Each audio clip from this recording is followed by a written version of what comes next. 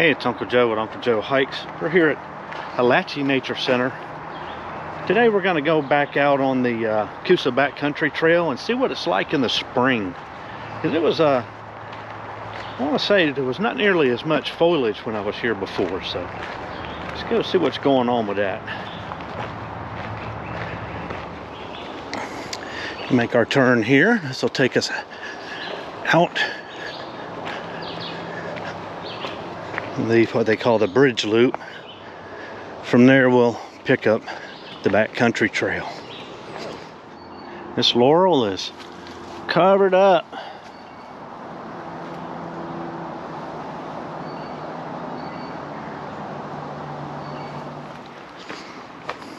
All right, here's our turn on the backcountry trail.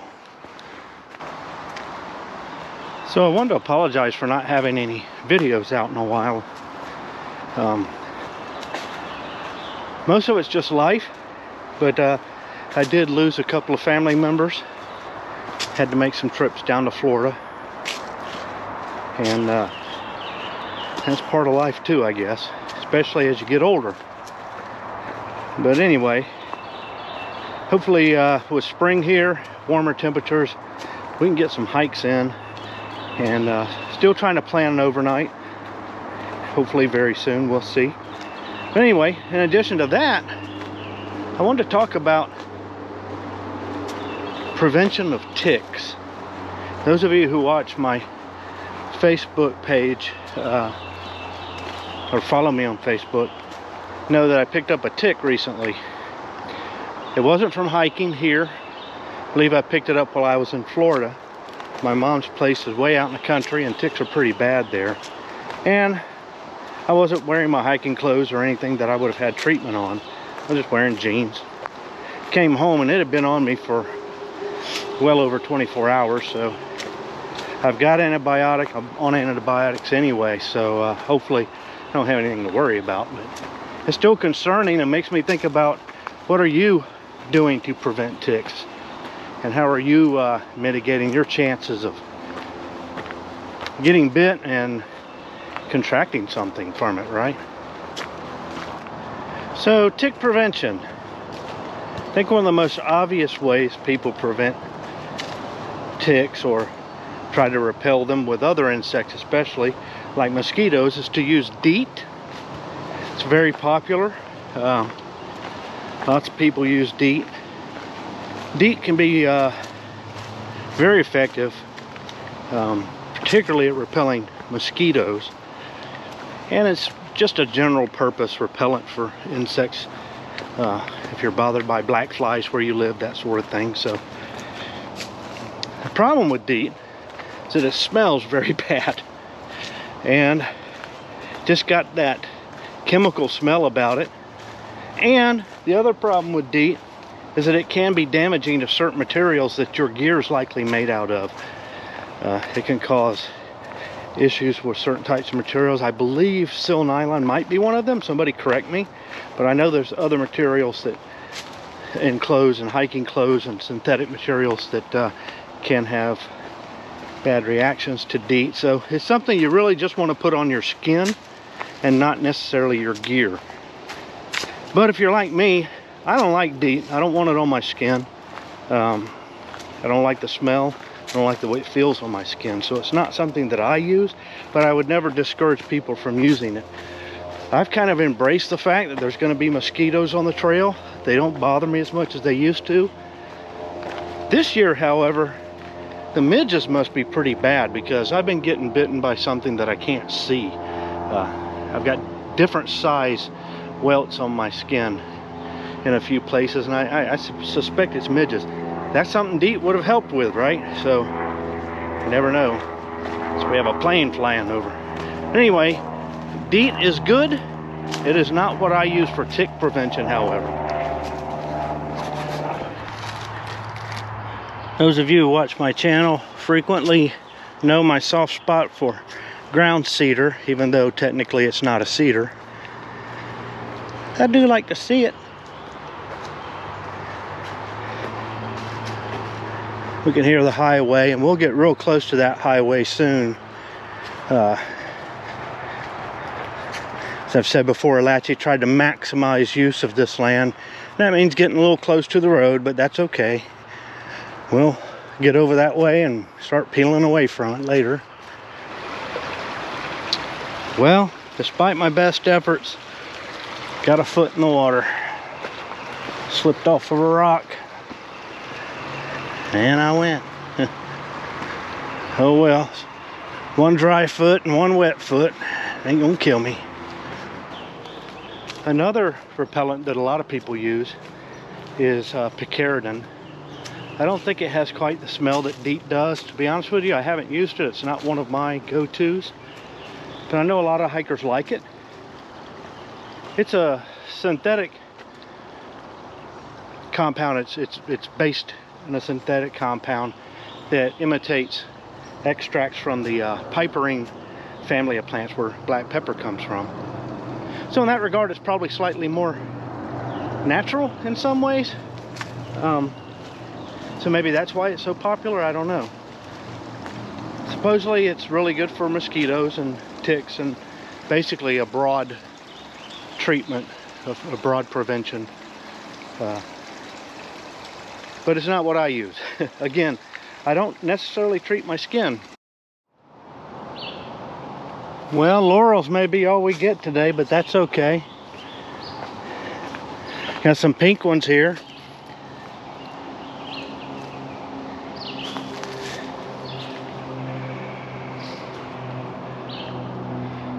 They're beautiful. Love them. Good to see, good to see. Now, just because I say I don't like insect repellent on my skin doesn't mean I don't use it. If I'm in a place that's particularly bad, I will put Deet on my arms and on my face, on my neck. I'm not above using it. I think it can be very effective. And if you use it and it works for you, continue to use it. Do what you have found to be best for you when it comes to repelling insects, because it's very important to do it, you know, because mosquitoes, other bugs can carry illnesses you just don't want. We're talking primarily about tick prevention, so let's talk about what I use and what I think is very effective and what I highly encourage you to use. All right, we're coming down into this straw here. Lots of moisture. You can see insects flying through the air. Good little illustration of why it's important to have some kind of treatment. You always find something interesting in the woods. This tree fell and landed against this tree, which had a split in it, so it wedged in there. And so the tree's got a 90-degree break in it, and it just looks like it's just sitting there on top of itself. I don't know, I thought it was interesting. Another laurel here. Another one here. Plumb covered up.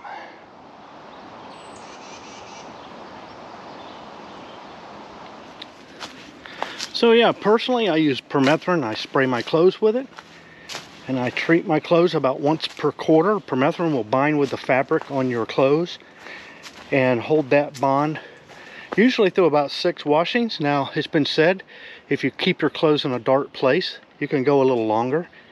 I think 6 washings is a conservative number that Sawyer uses, which is the brand I use. You can get 2 bottles of Sawyer for about 25 bucks on Amazon, and I recommend getting 2 bottles because you're probably going to go through one and maybe part of another depending on how many clothes you have.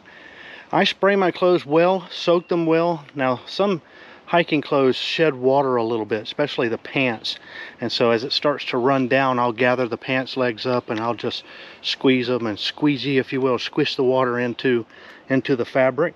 I spray the socks, shoes, pants, and my shirts, so basically my outerwear. I don't spray my underwear with it.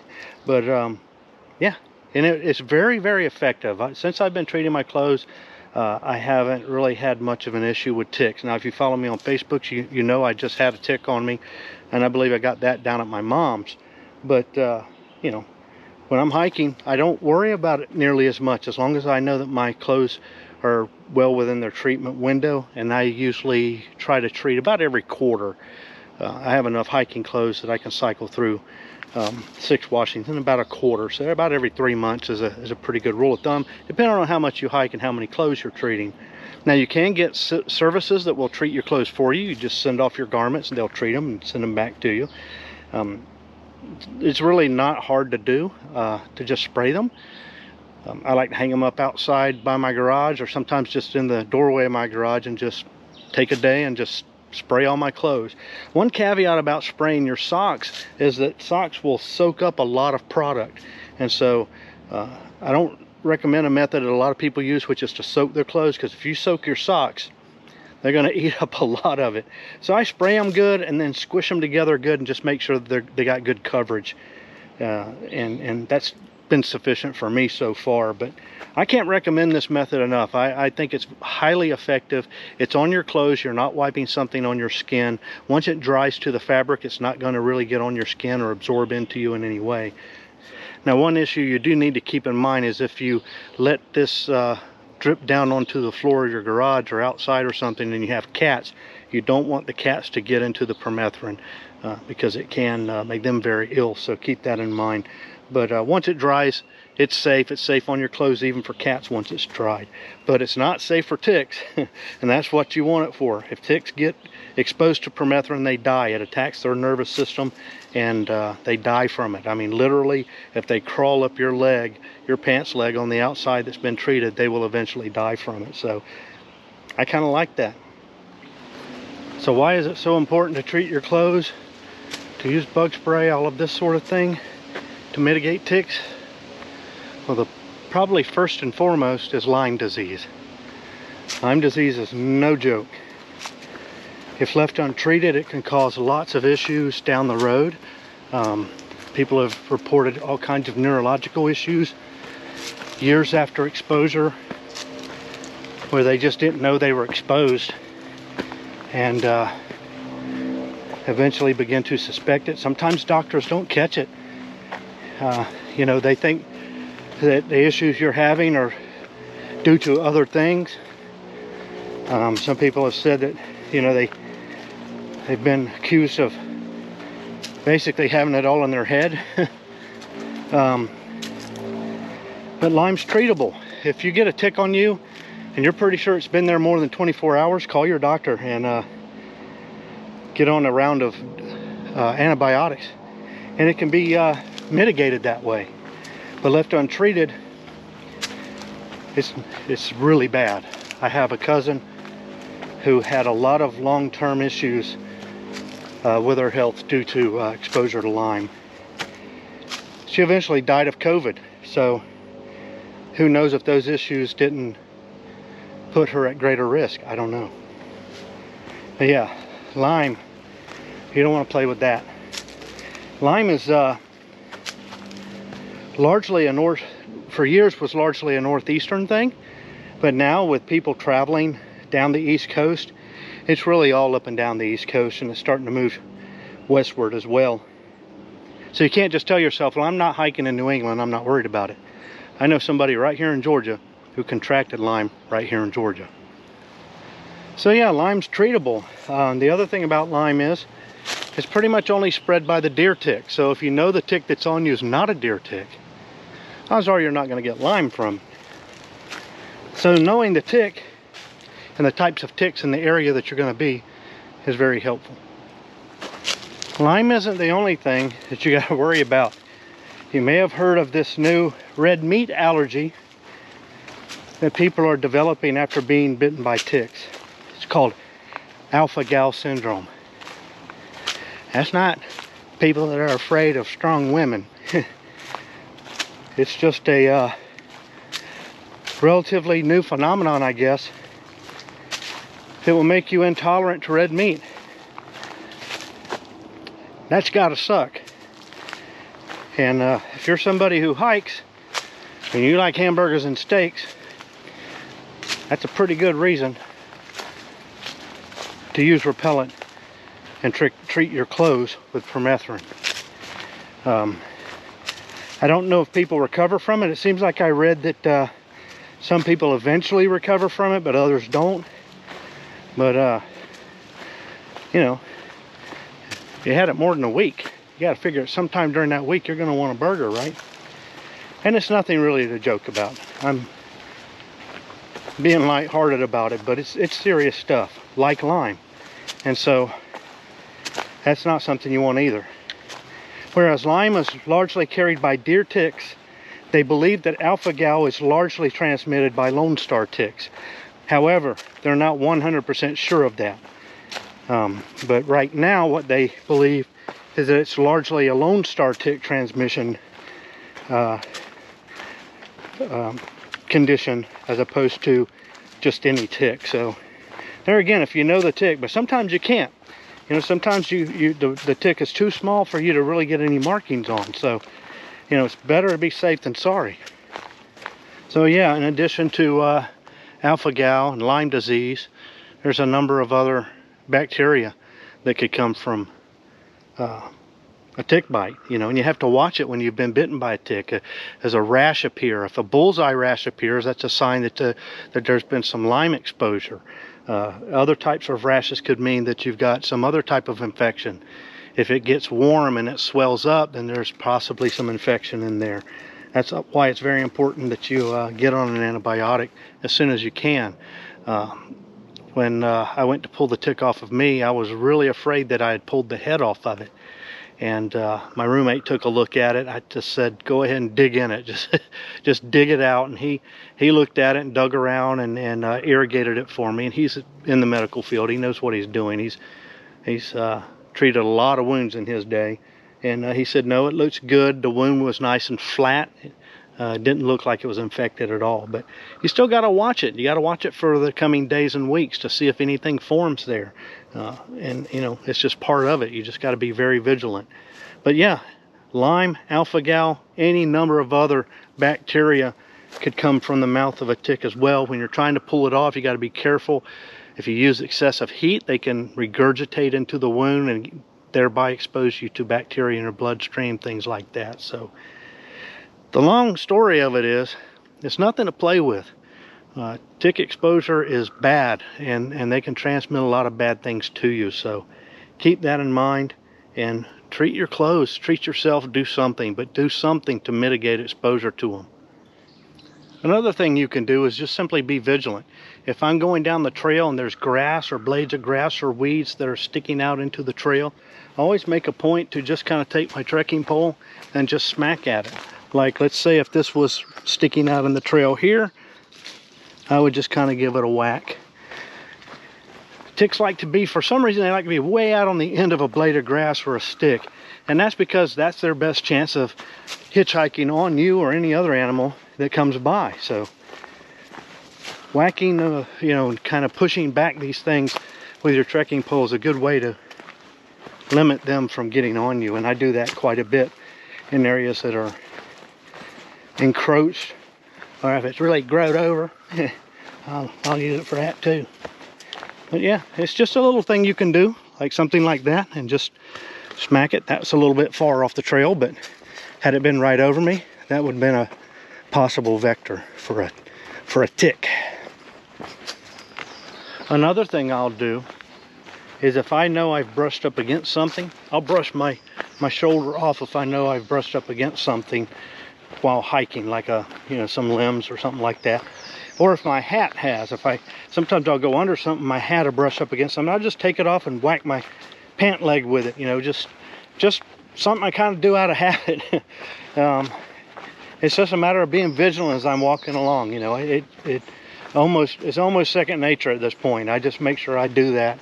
And you know, how much does that help? I don't know. Makes me feel better. So, you know, if it does that, it's worth something. So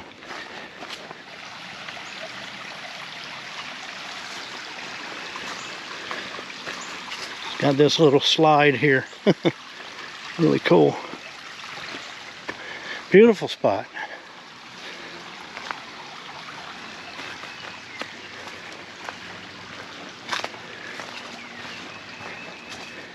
Well, we got a little friend here. This is a water snake. It is not poisonous. It looks like it is, but it's not. You can also tell he's got these like little bands right under his bottom lip. If you look at his belly markings, especially those there on that back coil, they get wide at the top. So they're narrow at the bottom, get wide at the top, unlike a copperhead, which is narrow at the top, wide at the bottom. So he kind of mimics a copperhead, but we know that he's not poisonous by his markings, but he wants you to believe that he is. All right, we're back at the turn off here. There's the earthen dam that goes over. We're headed back on the lake loop. Back to Old Goby. A little view of the lake here though. Be nice. There they are.